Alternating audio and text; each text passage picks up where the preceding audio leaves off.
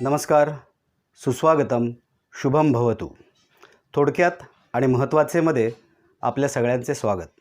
MA विभाग 1 अभ्यासपत्रिका क्रमांक 7 आधुनिक मराठी साहित्य या विषयाचा आज आपण थोडक्यात आणि महत्त्वाचे या भूमिकेतून विचार करणार आहोत. आधुनिक ही संज्ञा म्हणजे नेमकं काय? हा शब्दप्रयोग कोणासाठी वापरला जातो? आधुनिक कालखंड असं जेव्हा आपण म्हणतो तेव्हा ढोबळमानाने अत्याधुनिक नवीन उद्योगाचे असे त्या संदर्भात आपल्याला म्हणायचे असते. मात्र आधुनिक ही संज्ञा एवढी संकुचित नाही. संत ज्ञानेश्वर, संत तुकाराम, छत्रपती शिवाजी महाराज, महात्मा फुले, डॉक्टर बाबासाहेब आंबेडकर, शाहू महाराज हे सगळेच आधुनिक विचाराचे होते. अर्थात आधुनिक म्हणजे नव्याचे, नवीन विचार करण्याची, परंपरेला विरोध करून नवीन संकल्पना राबवण्याची भूमिका.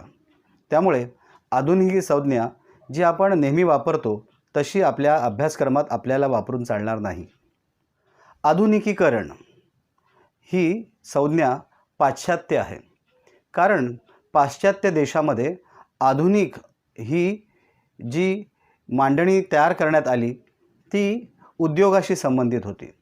त्यामुळे स्वाभाविकच आपण आधुनिकीकरण हा शब्दप्रयोग जेव्हा वापरतो तेव्हा पाश्चात्य देशात झालेल्या निरनिराळ्या संशोधनामुळे, प्रयोगांमुळे, विज्ञानामुळे, यंत्रयुगामुळे जो मोठा बदल झाला त्या बदलाला आधुनिकीकरण असे म्हटले जाते.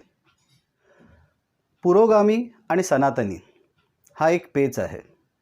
सनातनी याचा अर्थ असा की परंपरेला कवटाळून बसलेले, परंपरेचे पाईक असलेले, परंपरा मान्य करणारे. तर पुरोगामी याचा अर्थ पुढच्या दिशेने प्रवाही पतित होणारे किंवा पुढच्या दिशेचा प्रवाह शोधणारे, परंपरेला विरोध करून नवीन गोष्ट आणणारे. आपला समाज हा परंपरावादी आहे. त्यामुळे आधुनिक विचारसरणी ही थेट आपल्याला रुचत नाही. त्यामुळे पुरोगामी विचाराच्या असलेल्या लोकांना आपल्याकडे हिणवले जाते, त्यांना कडवा विरोध केला जातो. आधुनिकीकरण ही संज्ञा आपल्या भारतीय भूमीत तपासताना आपल्याला हा पेच लक्षात ठेवावा लागतो. भारतामध्ये आधुनिकीकरण जे तयार झाले त्यामागे उद्योग विश्वाचा फार मोठा वाटा आहे. प्रत्येक उद्योग व्यवसायाने इथे प्रगती करत असताना त्याला मूलतः विरोध झालेला दिसतो. कारण परंपरागत चाललेल्या व्यवसायावरती आक्रमण करत इथले नवीन व्यवसाय उभे राहिले, नवीन उद्योग विश्व उभे राहिले. त्यामुळे उद्योग विश्वाने निर्माण केलेले एक वेगळे असे भान शहरांना निर्माण झाले. किंबहुना निरनिराळे उद्योग जिथे वसत गेले तिथे सुरुवातीला छोटे शहर, नगर, महानगर यांची निर्मिती झालेली दिसते. त्यामुळे भारतीय उद्योग विश्व किंवा भारतीय आधुनिकीकरण हे समजून घेत असताना महानगर निर्मितीची प्रक्रियासुद्धा आपल्याला समजून घ्यावी लागते. त्यामुळे महानगराने निर्माण केलेल्या पेच प्रसंगांमध्ये माणूस कसा उभा राहिला हे फार महत्त्वाचे आहे. भारतीय आधुनिकीकरण हा विषय समजून घेत असताना किंवा भारतामध्ये आधुनिकीकरण किंवा आधुनिक हा शब्दप्रयोग जो पाश्चात्य संज्ञेतून किंवा पाश्चात्य भूमीतून आलेला आहे त्याची निर्मिती कशी झाली, त्याची सुरुवात कशी झाली ह्याचा शोध घेत असताना असे जाणवते की 1956च्या दरम्यान डॉक्टर बाबासाहेब आंबेडकरांनी जी धर्मांतराची चळवळ राबवली तिथून आधुनिक विचाराची खऱ्या अर्थाने बीजे रोवली गेली. 1960 नंतर दलित साहित्याची चळवळ उभी राहिली. त्यालाही कारण डॉक्टर बाबासाहेब आंबेडकरांचे निधन हे होते. ती जी पोकळी आहे ती भरून काढण्यासाठी दलित साहित्य खऱ्या अर्थाने उभे राहिले आणि साहित्यामध्ये आधुनिक विचार प्रवाह सुरू झाले. 1960 नंतर मराठी साहित्यातील आधुनिकीकरणाचा किंवा आधुनिक मराठी साहित्याचा प्रवाह मांडला जातो. भारतीय भूमीमध्ये आधुनिकता ही भांडवलदाराने आणली. त्यांच्या इच्छाशक्तीमुळे निरनिराळे कारखाने उभे राहिले. या कारखान्यांसाठी लागणारे कामगार याच भूमीत उभे राहिले. या कामगारांच्या समस्या निर्माण झाल्या. त्या समस्यांना मांडणाऱ्या व्यवस्था जिथे जिथे उभ्या राहिल्या तिथे तिथे दडपशाही निर्माण झाली. मराठी साहित्यातून या सगळ्या दडपशाहीबद्दल जेव्हा खऱ्या अर्थाने हुंकार किंवा उद्गार निर्माण होऊ लागला तेव्हा आधुनिक साहित्य निपजू लागले, निर्माण होऊ लागले असे म्हणावे लागते. 1960 नंतर दलित, ग्रामीण, स्त्रीवादी, महानगरी अशा निरनिराळ्या कक्षा साहित्यामध्ये अवतरू लागल्या. 1960 पूर्वी हे नव्हते का? तर त्याची बीजं ही खऱ्या अर्थाने संघर्षाची नव्हती, आक्रमणाची नव्हती, आंदोलनाची नव्हती. ती नुसती छायाचित्रणाची होती, दिसलेल्या घटनांचं वर्णन करण्यापुरती मर्यादित होती. परंतु खऱ्या अर्थाने चळवळ म्हणून जी उभी राहिली ती 1960 नंतर. म्हणूनच 1960 नंतर निर्माण झालेल्या या आत्मभानाला आधुनिक साहित्य असे म्हटले जाते.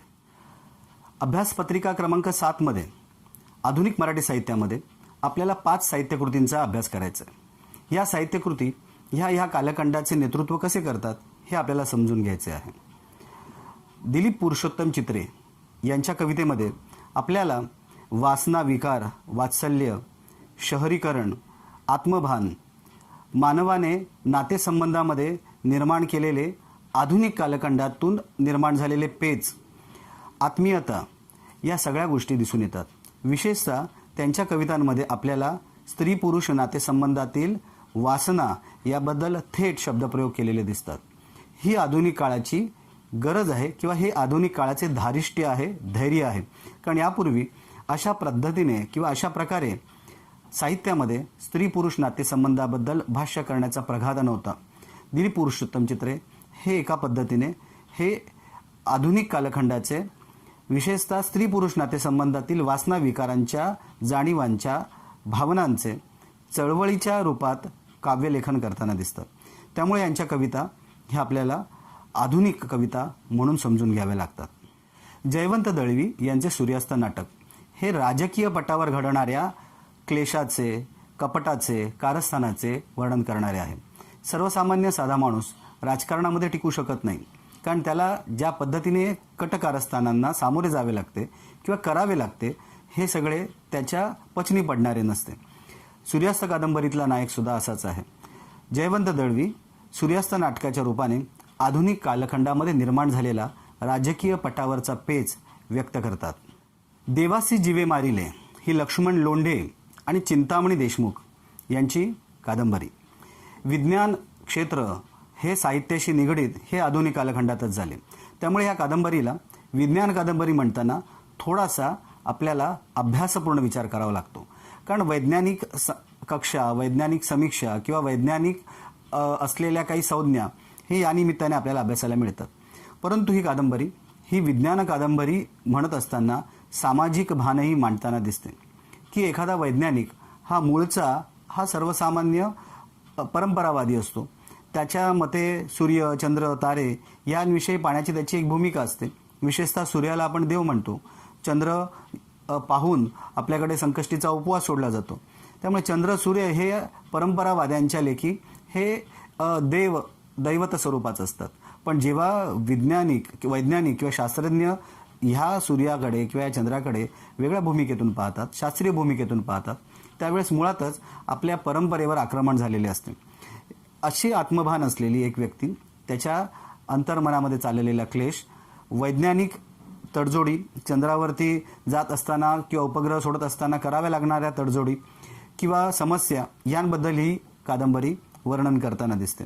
त्यामुळे आधुनिक कालखंडातील विज्ञान किंवा वैज्ञानिक कक्षा हे या कादंबरीच्या निमित्ताने आपल्याला अभ्यासायचे आहे. श्रीदा पानवलकरांची कथा ही पूर्णपणे महानगराच्या निरनिराळ्या अशा क्षेत्रांमध्ये वर्णन करताना दिसते की जी क्षेत्र अद्यापही साहित्यामध्ये अवतरलेली नव्हती. 1960 नंतर श्रीदा पानवलकरांच्या कथांमध्ये ती आपल्याला दिसू लागली. सत्य सांगणाऱ्या या कथा आहेत. महानगरातील वस्ती, बकालपणा, गोदाम, महानगर यामध्ये असलेले चोर, चिलटे, हॉस्पिटलमधील पेच, हॉस्पिटलमधल्या माणसाच्या ज्या काही त्रासदायक, क्लेशदायक जाणीवा आहेत, या सगळ्यांबद्दल श्रीदा पानवलकरांची कथा व्यक्त होताना दिसते. त्यामुळे आधुनिकीकरणाचे, महानगराचे वास्तव चित्र ही कथा मांडताना दिसते. आरक्षणाचे जनक छत्रपती शाहू महाराज आणि आरक्षण निर्मिती करणारे डॉक्टर बाबासाहेब आंबेडकर यांच्यामुळे दलित बांधवांना एक प्रकारची ऊर्जा मिळाली, त्यांना सत्तेस्थान मिळाले, त्यांच्या प्रगतीची दरवाजे उघडले गेले असा भास जो आधुनिक कालखंडामध्ये निर्माण केला गेला, त्याला तडा देणारी बिराड ही अशोक पवार यांची आत्मकथनात्मक साहित्यकृती अभ्यासावी लागते.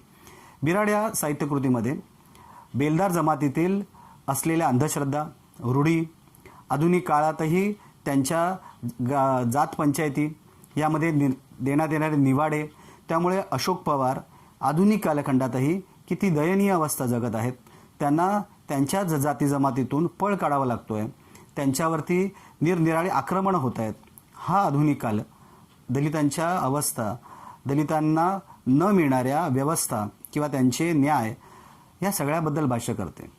आधुनिक कालखंडातील ही एक अशी कादंबरी आहे, ही एक असं आत्मकथन आहे की ज्या आत्मकथनातून आपल्याला दलित जाणीव, आधुनिक दलित जाणीव ही व्यक्त होताना दिसते. एकूणच आधुनिक कालखंडाच्या संबंधित ह्या 5 साहित्यकृतीच्या आधारे आपल्याला समग्र आधुनिक कालखंड समजून घ्यायचा आहे.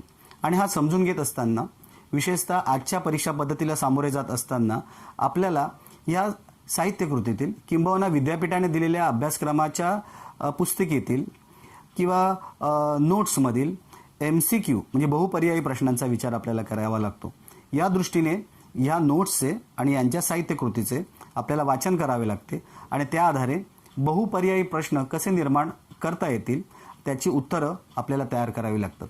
त्यामुळे हा जो अभ्यासक्रम आहे किंवा हा जो पेपर आहे तो आधुनिकतेशी संबंधित आहे आणि या 5 साहित्यकृतींशी मर्यादित आहे. एवढी मर्यादा लक्षात घेऊन आपण आपल्या अभ्यासाला एक कक्षा, एक चौकट आखून घ्यावी लागते. या चौकटीच्या बाहेर जास्त डोकावलं नाही तर हा पेपर अगदी सोपा आहे.